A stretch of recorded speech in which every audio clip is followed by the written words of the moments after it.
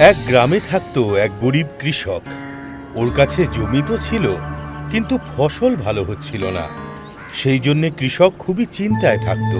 একবার গরমের সময় কৃষক নিজের ক্ষেতের পাশে একটা গাছের নিচে শুয়েছিল, কিন্তু মাথায় চিন্তা ঘুরপাক খাওয়ায় ওর ঘুম আসছিল না। তখনই ও দেখতে পেল ওর সামনে একটা সাপের বাসা। সেখানে সাপটা ফোনা তুলে বসেছিল। সাপটাকে দেখে কৃষক ভাবতে লাগলো, এই সাপই নিশ্চয়ই ওর জমির দেবতা, আর বহু বছর ধরে নিশ্চয়ই এখানে আছে। কিন্তু আমি কখনো একে পুজো করিনি, আর তাই জন্যই হয়তো আমার জমির এই অবস্থা। কৃষক সিদ্ধান্ত নিল যে ও প্রতিদিন ওই সাপের পুজো করবে।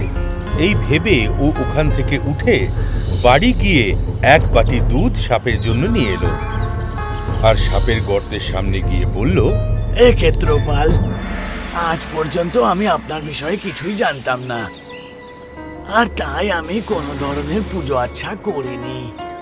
আপনি আমার এই অপরাধকে ক্ষমা করে দিয়ে আমার উপর দয়া করুন আর আমাকে ধনবান করে তুলুন। এই সব প্রার্থনা করে ও ওই দুধের বাটি ওই সাপের বাসার সামনে রেখে দিল আর নিজের বাড়ি ফিরে গেল। পরের দিন সকালে ও যখন নিজের খেতে এলো, তখন ও দেখতে পেল যে বাটি করে ও বাড়ি থেকে দুধ এনেছিল সেই বাটির মধ্যে একটা সোনার মুদ্রা রয়েছে। ওটা দেখে ও আশ্চর্য হয়ে গেল। আরে, এটা কি সোনার কয়েন? আমার তো ভাগ্যই খুলে গেল। এরপর ও এটা নাগ দেবতার আশীর্বাদ ভেবে ওই সোনার মুদ্রাটা নিয়ে নিল। তারপর থেকে ও প্রতিদিন পুজো করে এক বাটি দুধ সাপকে দিত, আর পরের দিন ও পেয়ে যেত একটা করে সোনার মুদ্রা। কিছুদিনের মধ্যেই ওই কৃষক বড় লোক হয়ে গেল। ওর কাছে এখন আছে বড় বাড়ি এবং প্রয়োজনীয় সমস্ত জিনিসপত্র। এতদিনে ও প্রচুর ক্ষেতের মালিকও হয়ে গেছে। একদিন কৃষকের কিছু কাজের জন্যে শহরে যাওয়ার ছিল কিছুদিনের জন্যে। তখন ও তার ছেলেকে ডেকে বলল, আজকে আমি তোমাকে এক রহস্যের কথা বলতে চাই। কি রহস্য বাবা? খোকা, আমি নাগ দেবতার প্রতিদিন পুজো করি। আজ আমার কাছে যা কিছু রয়েছে সবই নাগ দেবতারই দয়ায়, আর তাই যা আমি বলছি তা মন দিয়ে শোনো।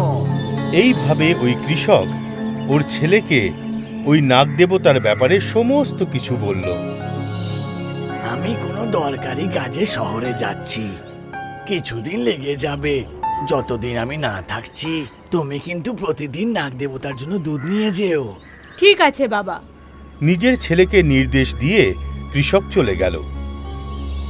বাবার কথা মতো শ্যাম সাপের কাছে এক বাটি দুধ রেখে এলো। পরের দিন যখন ও আবার দুধের বাটি নিয়ে ওখানে গেল, ও দেখল যে ওখানে একটা সোনার মুদ্রা রয়েছে। ও সোনার মুদ্রাটা তুলে নিল এবং মনে মনে ভাবতে লাগলো, নিশ্চয়ই এই গর্তের ভেতরে সোনার মুদ্রার ভাণ্ডার রয়েছে। মনে মনে এই কথা ভেবে ও সিদ্ধান্ত নিয়ে নিল যে ওই গর্ত খুঁড়ে ও সব মুদ্রা নিয়ে নেবে, কিন্তু সাপের ভয় ছিল। পরের দিন ও দুধের বাটি রেখে ও হাতে একটা লাঠি নিয়ে সাপটাকে বাইরে বেরোবার অপেক্ষা করতে লাগলো। যখন দুধ খাওয়ার জন্য সাপটা বাইরে বেরোলো, তখন শ্যাম লাঠি দিয়ে ওই সাপকে প্রহার করলো, কিন্তু সাপটা বেঁচে গেল। আর ওর প্রহারের জন্য রেগে গিয়ে সাপটা ওকে ছোবল মারল। তৎক্ষণাৎ শ্যামের মৃত্যু হলো। ওই জমিতেই ওর পরিজনেরা ওর অন্ত্যেষ্টিক্রিয়া করল। কিছুদিন পর যখন কৃষক বাড়ি ফিরল, তখন ছেলের মৃত্যু সংবাদ শুনে ও খুবই দুঃখ পেল এবং সাপের ওপরেও ও খুবই রেগে গেল। কিন্তু সাপ ওকে সমস্ত সত্যি কথা বলল। তখন কৃষক বলল, হে ক্ষেত্রপাল, আমি আমার ছেলের তরফ থেকে ক্ষমা চাইছি। আমি আমার খোকার হয়ে। এই কথা বলে কৃষক ক্ষমা চেয়ে দুধের বাটি রেখে ওখান থেকে চলে গেল। শিক্ষা: লোভ করলে নিজেরই ক্ষতি হয়। আমাদের ইউটিউব চ্যানেলটিকে এক্ষুনি সাবস্ক্রাইব করুন। নতুন ভিডিও দেখার জন্য বেল আইকনটি অবশ্যই টিপুন। আমাদের ভিডিওতে আপনার কমেন্ট অবশ্যই দেবেন। ভিডিওটিকে লাইক করে নিজের বন্ধুদের অবশ্যই শেয়ার করুন।